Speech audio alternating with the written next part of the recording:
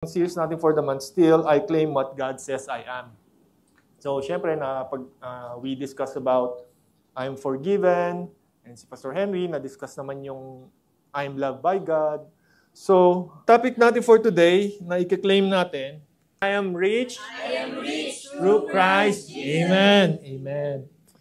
Rich, kayamanan, wealth, yan. Pag-uusapan natin ngayon kasi sa Bible, nabanggit yung the subject of money around 140 times sa Bible. And then, pag in-involve yung mga gold, silver, yung wealth, around 2,000 plus siya na mention.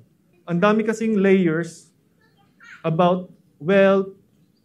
Ang daming topic about wealth and richness na mention sa Bible kasi nandun we can talk about yung mga ethical lessons, yung stewardship, yung dependence kay Lord. Ang dami. Kaya kahit noon pa man, during the ancient times, talagang part na ang finance. Ang finance, wealth, richness, na nadidiscuss na. And also, meron din siyang eternal implication. And before we begin, ito na. Kung may Bible kayo, please open up in 2 Corinthians 8:9. And before we start, let us start with prayer. By the grace of our Lord Jesus Christ, we'd like to thank you sa victorious and fruitful day na marireceive namin yung full grace message na manggagaling sa iyo. Na lahat ng mga babanggitin ko dito, it's actually directly from you, not from anyone else. And magkaroon to ng lasting impact sa buhay ng bawat kapatiran na sa Grace Keeper, Lord. In all this, we surrender to you in the mighty name of Jesus. And everybody will say, Amen. Amen. Yun. Another sensitive topic kasi nung may mga naririnig tayong about prosperity gospel, di ba? So yung prosperity gospel, yun naman, minsan kasi may mga certain believers na naniniwala about prosperity and meron din mga believers na ayaw, mas gusto simplicity, humility. Kumbaga, within the Christian community, medyo nadi-divide din in a sense kasi may mga grupo na sensitive sila when it comes to the subject of richness and wealth. But sa 2 Corinthians 8-9, for you know the grace of our Lord Jesus Christ, that though He was rich, yet for your sake He became poor, so that you through His poverty might become rich. Yung richness church is part of na resulta or binayaran ni Jesus Christ on the cross. So, ang una, akala natin dyan is yung becoming rich is only limited to spiritual, but ida-dive natin whether spiritual lang ba siya o material blessings ba ang ini-involve dito. Grace of our Lord, yan. He was rich, di ba? And for your sake, He became poor. That you, through His poverty, might become rich. Church, I think we would agree na si Jesus Christ, since siya may-ari ng entire universe, siya yung pinakamayaman. And naging poor siya physically here on earth. Di ba? And that you, through His poverty, might become rich. May certain significance yung pagiging pinanganak siyang being poor. Pwede naman siyang panganak na kagaya nila King Solomon, na mayaman na kagad. In a family na well-off kagad, full of comfortability, pero hindi. God Himself, pinanganak siya sa manger, sa sabsaban. So, trinade niya yung richness niya for the entire universe physically para maging poor siya, and para sa poverty niya, tayo, magiging physically rich. Amen? Diyan tayo mag-iikot ngayon. So sobrang hirap nga ni Jesus sabi pa nga niya foxes have dens and birds have nests, but the Son of Man has no place to lay His head. Ganun siya kahirap. Di ba? Nung sila Mary and Joseph nga nung bago siya ipanganak walang halos tumanggap sa kanila. Ganun, kaya siya pinanganak sa mga kumbaga walang pwedeng tumanggap sa kanilang mga nagpaparent, kundi napapunta sila dun sa sabsaban. And of course, sa subject kasi ng richness, ngayon ang approach natin is holistic. both material and spiritual. And let's try to define first. Pag ginamit natin yung interlinear Bible, yung becoming rich, ang word na ginamit ay pluteo. Can we all say pluteo? Pluteo. To be rich, to become wealthy, to abound in material or spiritual riches. Derived from the word plutos, meaning wealth, riches. So, material or spiritual riches. As we all know, pag na-receive na natin si Jesus Christ, nandun din dapat yung fruit of the Spirit. Amen? So, nandun na yung love, joy, peace, patience. Yan. Ano yun? Spiritual riches. But of course, kasama din talaga ang material based on this definition. Ito pa. Pluteo primarily refers to the state of possessing wealth or becoming wealthy. Ano siya, church? Processing wealth or becoming wealthy.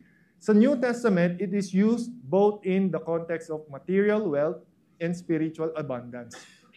The term can denote the physical accumulation, physical accumulation of riches, or the richness of spiritual blessings and virtues. Naalala niyo, church, sabi ni Jesus Christ, the enemy or the thief comes only to steal, kill, and destroy. And I have come so that you may have life and have it to the full. Full. Di ba? Buo. So, if we as believers, magiging resistance tayo, ayaw natin tanggapin ang subject about richness. Yung fullness, kumbaga binigyan tayo ni Jesus Christ ng full grace. Ang gusto lang natin i-receive is maybe 80%, 70%. So yung tayo mismo, as an individual, ang nagre-resist na maging rich, which is binayaran din niya. Di ba, by His wounds, we are healed. We are healed. May purpose din. Si Jesus Christ, si Lord, our God, kung nag-ooperate siya, pag nagpa-function siya, meron siyang purpose, calculating siya, and at the same time, intentional. So, everything has an intention. And church, wala ba sa ating gusto maging rich dito? Ay, parang wala talaga. Walang gusto maging rich. Sinong gusto maging rich? Amen! Amen. Oh, so yun, amen. Kala ko walang gusto maging rich. Okay lang naman din kung gusto maging simple. So yan, yung mga i-delve natin for today. Ito kasi, sa mga other fellow believers, nakikita kasi, may mga nagagamit of course na verse about, kaya sila ayaw nilang mag-talk about richness kasi, yun nga, sabi daw, watch out, be on your guard against all kinds of greed. Life does not consist in an abundance of possession. Church, yun kasi, ang watch out dyan, no? Guard against all kinds of greed. Church, yung finance, yung money, pag titingnan mo, ano lang siya, paper lang siya. Currency. Di ba? Yung mga gold, material object. And we all know na hindi natin madadala to on the other side, in eternity. However, while on this earth, yung resources na to, pwede natin siyang magamit to expand the kingdom of the Lord. Amen? So yun yung purpose. Kasi pag naging greedy yung tao, ang concentration niya is only for self-accumulation, self-satisfaction. Yun yung medyo nagiging problema kasi self-centered na yung purpose nung money, nung wealth. So, life does not consist in an abundance of possession. Kaya, pag yan ang concentrated mo, na magpayaman lang nagpayaman, issue siya. Magiging issue siya pag yun lang yung target mo. For the love of money is the root of all kinds of evil. And some people craving money have wandered from the true faith and pierced themselves with many sorrows. May mga topic kasi about historical and theological context. Kasi even in the history, mas makikita natin lalo na in the New Testament, yung mga apostles, more on fishermen sila, hindi naman talaga sila like billionaires or during their time. So parang normal, however, pag titingnan mo rin sila, centurion, may kaya si centurion, si Barnabas, may kaya yan. Si Lydia, may mga kaya, pag chinek nyo yung Bible. So, and the next one, of course, ang root talaga, the root of all kinds of evil is not money, the love of money. Kaya church, yung sa book of Ezekiel sinabi, sabi ni Lord, yung mga tao nagka-create ng idols in their hearts. Heart level yung idolatry. Hindi naman, maraming types of idol. Meron ding mga wealth, career, minsan even your family itself, yung kung ano-ano man, pwedeng maging idol. Basta, doon na yung concentration mo and nawawala na yung affection mo kay Lord. Amen? Amen. Ito na ngayon. Church, can we all read? Command those who are rich in the present world not to be arrogant, which is so uncertain, but put their hope in God, who richly provides us with everything. Command them to do good, to be rich in good deeds, and willing to share. Amen. Ano ba? Akala ko ba rich ang topic natin? Bakit parang wag na maging rich, di ba? Titingnan natin ngayon yung another perspective. So, ang sabi dyan, not to be arrogant or put their hope. Yung mga tao na nagsasucceed financially in their life, usually, may mga certain beliefs minsan sila Minsan, kunyari, they have their certain idols in life, di ba? May mga, sabihin na natin, may mga sun idols sila, may mga certain rituals silang ginagawa to achieve. And minsan, nagsasucceed sila financially So, once na nagsucceed sila financially, ang kala nila, yun na yung, the way they believe is the correct one. Di ba? Kasi kala, ay, blessed ako. Blessed ako kasi nagsasacrifice ako ng 10 ganyan. Kahit hindi naman na kailangan mag-sacrifice kasi nga si Lord already did finish work on the cross na. So, yun yung yung blessing itself, minsan, nadidistort ng tao yung ano ba ang right way. So, minsan, nagiging arrogant ang mga taong nagsasucceed kasi nga, napuput na yung hope in wealth. Na lahat ng sabihin nila is the right one because nag-succeed sila in the financial sense. But it doesn't mean naman minsan na successful ka financially, okay yung ibang area. Amen? So, ganun talaga. And sabi ni Lord, it's easier for camel pumasok sa butas ng karayom kaysa yung rich man. Grabe yun. Yun, pag titingnan natin yun, parang very discouraging. However, sabi naman, put their hope in God, who richly provides us with everything. Church, everything for our enjoyment. Lahat for our enjoyment. Command them to do good, referring to the rich people, to be rich in good deeds. Rich in good deeds then. And to be generous and willing to share. So as I was mentioning a while ago, when it comes to the subject of richness, wealth, involved ang generosity, stewardship, dependence on the Lord, kung sino talaga yung top mo. Si Lord ba o yung wealth or yung blessing? It's not only about wealth Ang richness napakarami, sobrang lawak niya. Pwede rin as we mentioned also, may mga spiritual richness din. The blessing of the Lord makes one rich. Yung blessing ni Lord makes one rich. Pag ginagamit yung rich na word, both spiritual and material, i-consider na natin. And ano ba yung mga, pansinin niyo church, He adds no sorrow with it. Malaking bagay to church yung He add no sorrow with it. Kasi may mga blessings kasi, nakala natin galing kay Lord. May mga bagay kasi na actually galing from the enemy para ma-take away tayo away from the Lord. So, I'll give you an example. Kunyari, nagkaroon ka ng sariling business and nag-succeed. And everything is according to plan. Even though may mga obstacles, pero nagsasucceed naman and wala kang sorrow with it, yun, galing kay Lord yun, church. Yung richness na natatama mo, galing kay Lord yun. Minsan, generous giving. Kunyari, mayroon kang na-receive na pamana sa pamilya mo.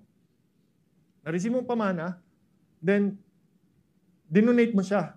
Dinonate mo either to charity or you help certain families. Ayun. No sorrow. Masaya ka, maluwag ang loob mo, no sorrow with it. Isa rin siyang blessing of the Lord that make one's rich and wala siyang sorrow. And another example, of course, yung healthy relationship. Minsan, may tinitrade tayo, church, na mas pinipili natin yung family. Minsan kasi, pag ang goal lang natin ay yumaman. Pero ito naman, mayaman tayo sa pagmamahal ng pamilya, intact. Kasi minsan may mga nasa sacrifice when it comes to pag goal mo lang ang magpayaman. And another, kung alalahanin niyo church, si Satan, inoferan si Jesus Christ na i-offer niya ang buong mundo. Basta i-worship lang daw niya si Satan. So ganun, imagine mo, pag si Jesus Christ inaccept yun, so pwedeng i-offer, even though parang twist lang yun Siya naman talaga may-ari ng universe pero tinitwist ni Satan.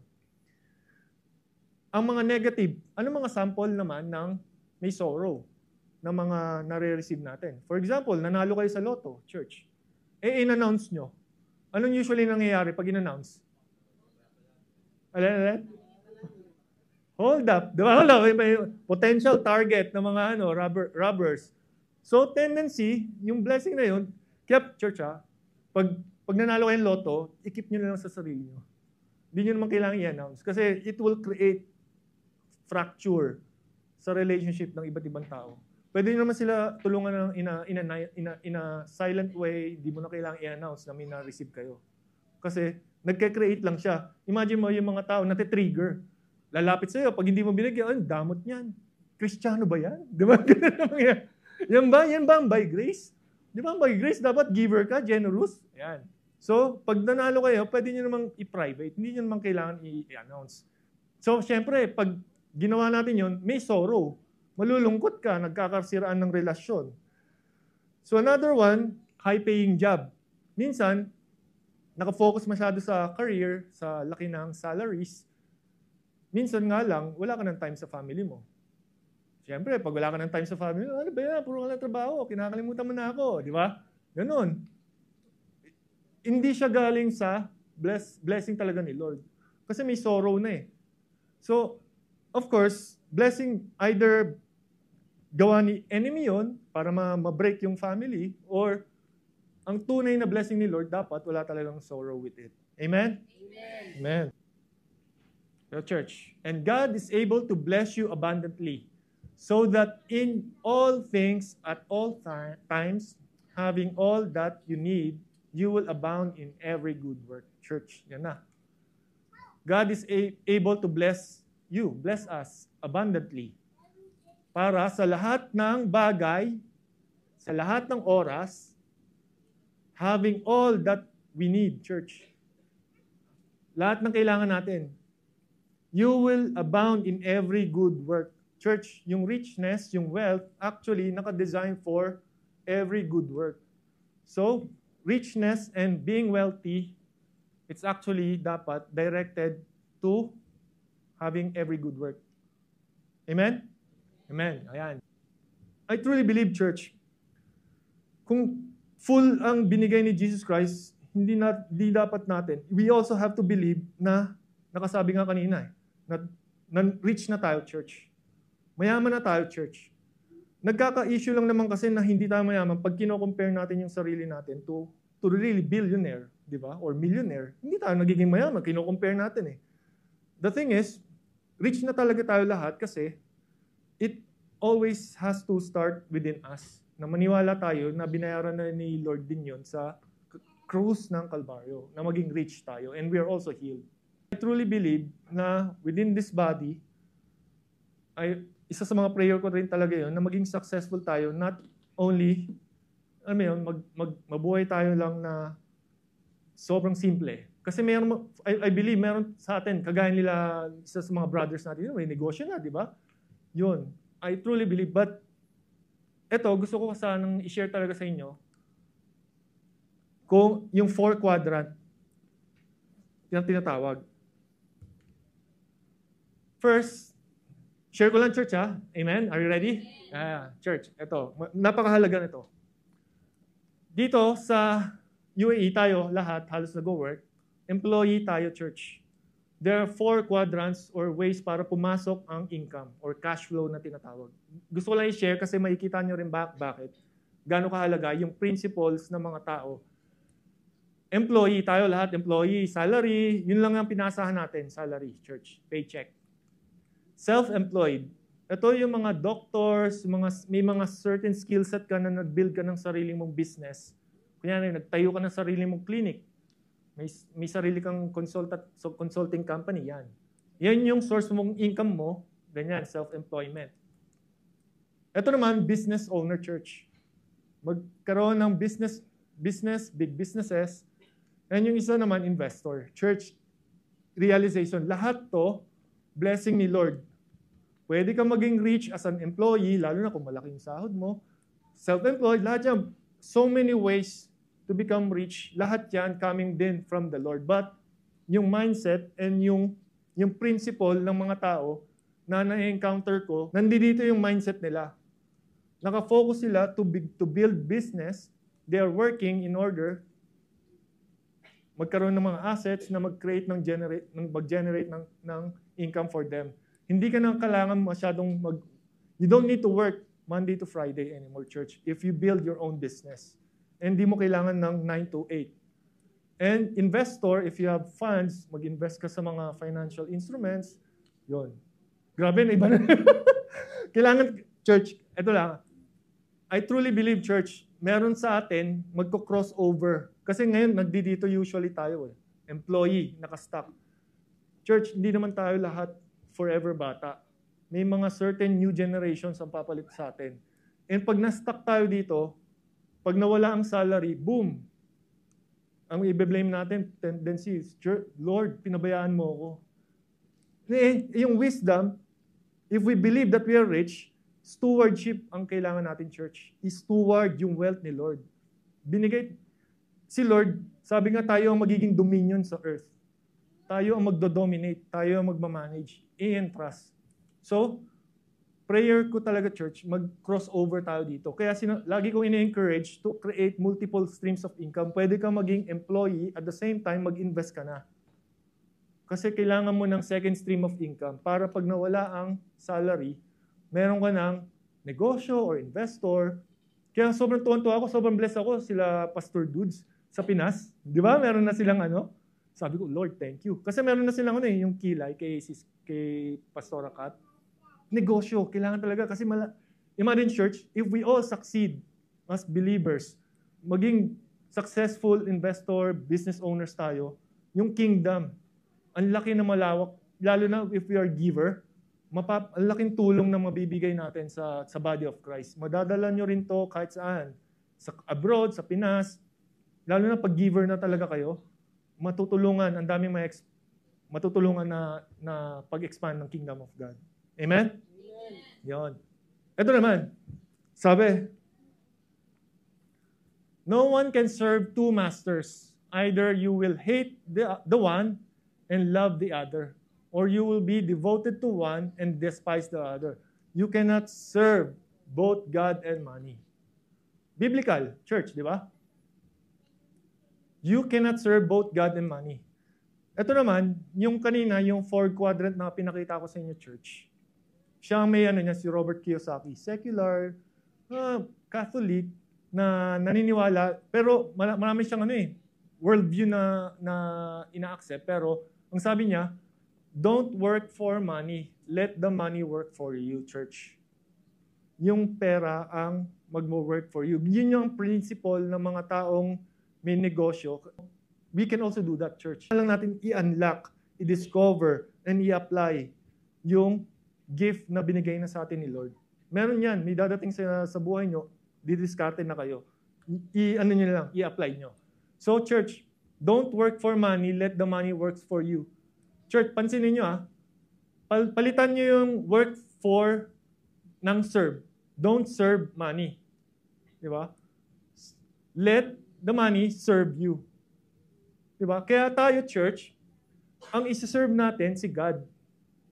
Amen? The money, yung blessing niya, gagawin natin siyang mag-serve sa atin. So, hindi siya contradicting, church. Amen? Kasi ang wealth, yung assets, yung mga businesses, isa-serve tayo to provide and para tayo naman ang mag-serve kay Lord. Kasi yung mga wealth na yun, magagamit din natin siya to help other people. Amen? Amen. So ito, ano ko naman? Parable of The bags of gold. Yan. Sino familiar dito, church? Parable of the bags of gold. Ikwento natin. Again, it will be like a man going on a journey who called his servants and entrusted his wealth to them. To one, he gave 5 bags of gold. To another, 2 bags. To another, 1 bag. Each according to his ability. Church, mga brethren, si Lord, yan, yung man, nagpupunta sa journey, si Lord yan. Entrusted His wealth to them. Church, tayo yan. Ini-entrust tayo ni Lord ng gift, yung wealth, yung richness. Yung iba, binigyan niya ng 5. Yung iba, 2 bags. Yung iba, 1 bag. Each according to his ability. Church, kung ang mindset natin, ay, pera, I don't want, or richness, ayoko maging mayaman, yung ability natin, hanggang 1 bag of gold lang. Amen? Kasi mindset mo pa lang, ay, hindi ko kaya yan. Hindi ko kayang i-manage. So, tendency magiging 1 bag of gold, even though we already given, and glillness na tayo. So, may mga, according to our ability. Then he went on a journey. The man who received 5 bags went at once. Church, went at once. Pumunta kagad, ininvest niya kagad, yung put his money to work. And gain 5 bags more, 100% gain, church. So all the one with 2 bags of gold gained 2 more, yung isa. But the man who had received 1 bag went off, dug a hole, and hid his master's money. Church, tingnan nyo, yung huli, yung isa lang, nilagay niya, nilibing lang niya yung pera. In this world, church, sabi nga, sa secular world, sabi, savers are losers daw kasi nga may inflation. Pag sinave mo yung 100 dirham mo ngayon, next year, pag may inflation na 5%, let's say to 7%, ang buying power na 100 mo, 93 na lang, yung 7%. So 97 na lang siya talaga. Kumbaga, kahit isave mo siya ng matagal, patagalin mo siya ng 5 years, siguro after 5 years, ang value ng 100 dirham is just like 80 dirham na lang. So, yan ang ginawa na nag-save. Amen? Etong dalawa, yung first 2, ininvest nila. Richness, church. Rich mindset.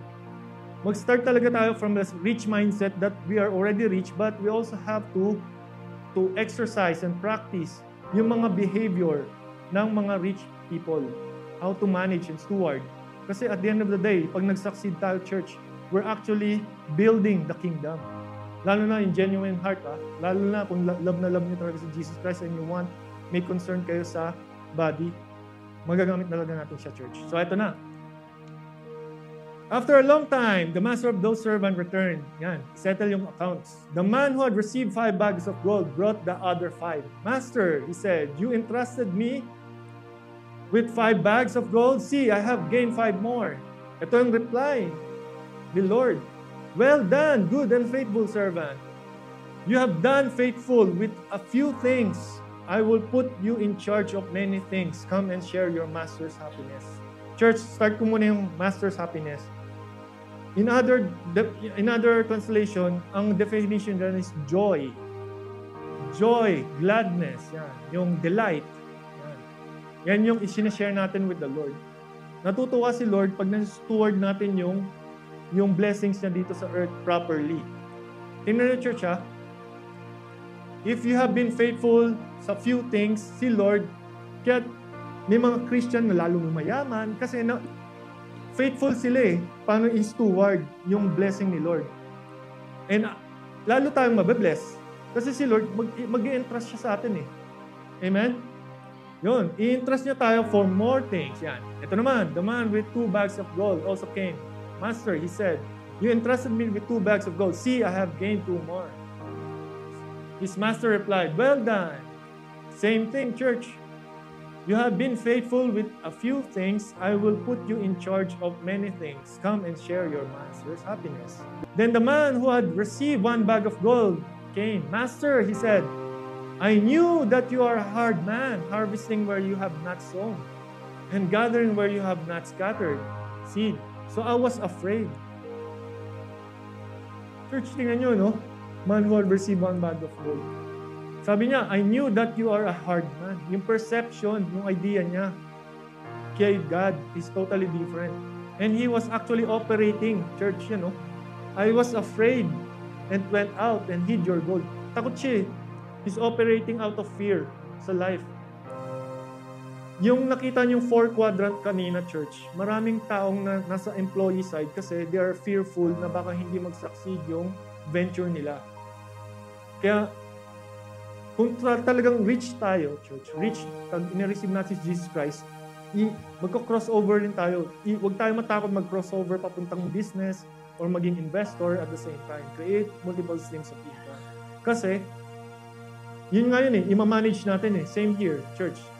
5 bags of gold, 2 bags of gold. I-manage natin, i-steward natin yung blessing niya. So, ito yung reply ni Master sa huli.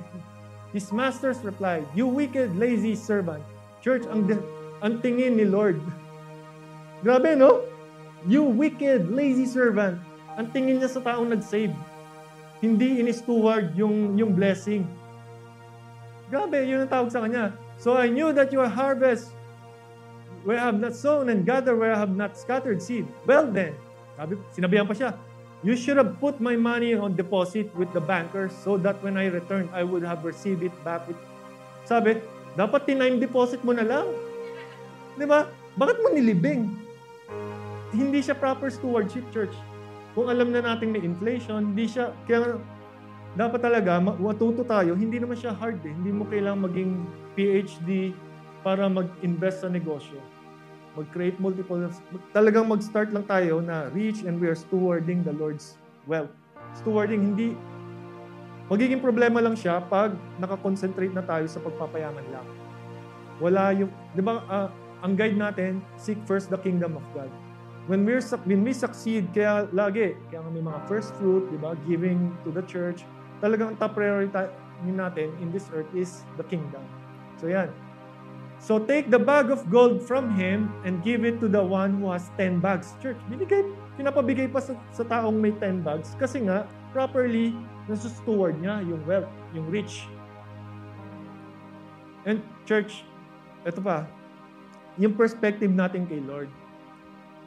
Kasi nga, tingnan mo, iba kasi ang tingin niya kay Lord something to be feared. And ang tingin niya na parang, yun, iba yung negative yung perception niya kay Lord. Kaya hindi rin siya nagtatrust.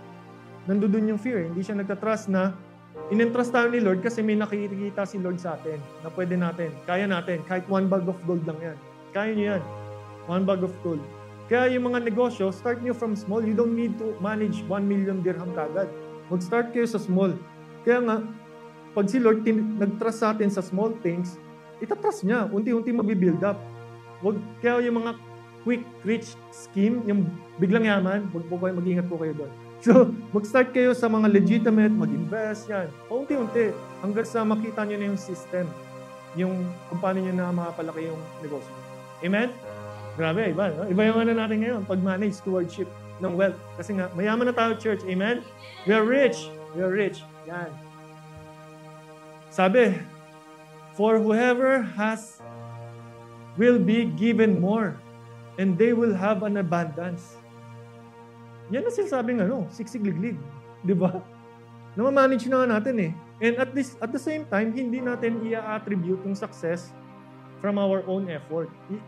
I-acknowledge pa rin natin si Lord. Siya talaga, Lord, thank you for your wisdom na binigay mo sa akin. Kaya ako namamanage yung blessing. Yan, ganoon. Talagang si Lord pa rin walang glory sa atin. Kahit mag-succeed tayo, mapapansin niyo, church. Nagugulat nga ako yung mga kachat ko, mga millionaire yun, may mga farm. Pero yung humility nila nandun pa rin. Kasi nga, si Christ is within their heart. Hindi ang wealth nagiging hindrance para ma-divert yung attention nila. Si Jesus Christ pa rin yung center. At the same time, nasa steward nila properly yung wealth. Na I pray na lahat tayo ganun din, church. Na matutunan natin and of course, mag-succeed tayo and matulong din natin yung body of Christ. Amen? Yan. So, ito pa, church. Yan nga, dahil na ma-manage yung isa, pinabigay na lang niya. Ibigay na lang sa kabila and throw Ay, grabe, no? Throw that worthless. Hurtful, no? Pag dinignan niyo, church. Into the darkness where there will be weeping and gnashing of teeth. Pag tinignan mo, parang ang hard naman ni Lord. Kasi, binigyan tayo ng blessing. Rich na nga tayo. Binayaran na ni Jesus Christ yung sa cross. Pero, nire-reject natin yung concept of us being rich kasi sensitive or ayaw natin yung subject na yun. But, kasama yan sa stewardship eh. Kasama yan in our life to manage yung blessing ni Lord. We cannot avoid it. Pero yun nga, kung talagang, pray for wisdom, knowledge. At the end of the day, lahat naman to, church, pansinin nyo yung 5 bags of gold, yung 2 bags of gold, 1 bag of gold, lahat yun galing sa master. Binalik lang din nila, di ba? Binalik niya yung 5 bag of gold to the master. Yung 2 bags of gold, binalik din. Kasi alam nila, lahat ng kayamanan on this earth, kay Lord. Amen? Lahat na meron tayo ngayon, kay Lord din yan. Ang ano nga lang talaga natin is to steward. Temporary lang lahat ng meron tayo dito. I-steward natin properly. Kaya, ina-encourage ko everyone, create multiple streams of income para tayo magiging channel of blessing church. Amen? Kasi pag na-bless tayo, kaya nga sabi kanina, mabibless tayo abundantly. You know? For whoever has will be given more and they will have abundance. Tayo ang magiging channel of blessing. Ang sarap kaya, church. Ang ano mo na lang, hindi ka na nag-iisip about, mawawalan ako ng work, meron tayong business, meron ka ng investment. Ang focus mo lang to serve the Lord. Sobrang nakakatuwa. Hindi mo na siya wino-worry. Kasi you're already rich. Naramdaman mo na, nagmamanifest na sa atin yung pagiging rich mindset. And yung mahirap, church. Diba sabi, we are rich dahil sa poverty ni Jesus Christ. Pero hindi mo siya nire-receive yung pagiging rich. Paano tayo magiging rich kung from the mindset alone, ay hindi, poor ako.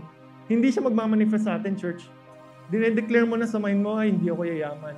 Hindi ka na yayaman talaga kasi dinedeclare mo hindi ka mayaman. So, i-believe natin, kagaya sabi kanina, we are already rich through Christ Jesus. Amen?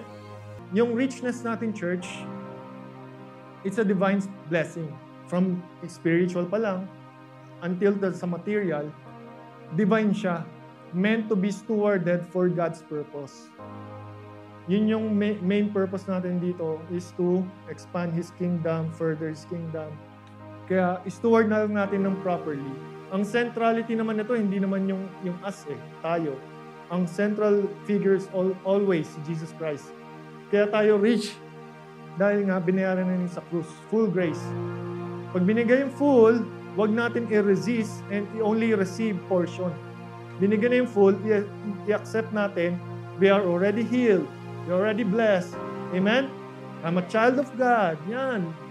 I-receive natin, i-claim natin with full declaration and with full conviction na rich na tayo. And then of course, pag-pray na natin kung paano natin i-unravel, i-discover, i-unlock yung kung saan ba tayo pwedeng mag-succeed para mapausbong natin yung blessing ni Lord. Ma-manage natin ng properly. Masyadong on fire, no?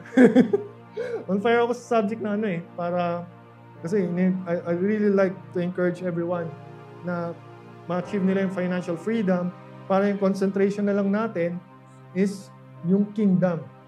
Hindi na natin iniisip yung, wala akong sahod. Meron tayong business, ang concentration natin, mission. Yun na yung mga next natin, mission. Paano natin supportahan itong simbahan na to? Ang sarap, di ba?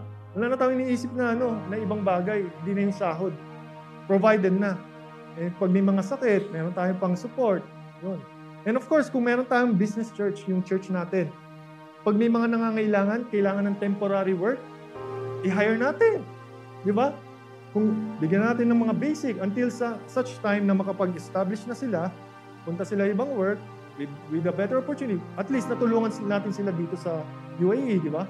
So, magandang objective na si Lord talaga ang top priority natin, yung kingdom niya. And all these things will be given to you as well, church. Amen? Amen. So, yun. Are you guys blessed? Amen. Yun. Let us close in prayer. Our Father in Heaven, we'd like to thank you sa full grace message and wisdom and making us realize that we are already rich, Lord. We pray na yung guidance and wisdom mo, Lord, na i-align yung mindset namin, yung heart, yung soul. And teach us, Lord. Marami kaming bagay na kailangang matutunan through you, Lord. How to steward your wealth, your blessing here properly para kami ay maging channel of blessing then to others. Para ma-carry out tong mission mo on this earth properly, Lord. And we'll still continue to enjoy your presence here in Gracekeeper, sa bawat isa, and we thank you for the lives of each other here, Lord. In this we ask you in your mighty name, Jesus, and everybody would say, Amen. Amen.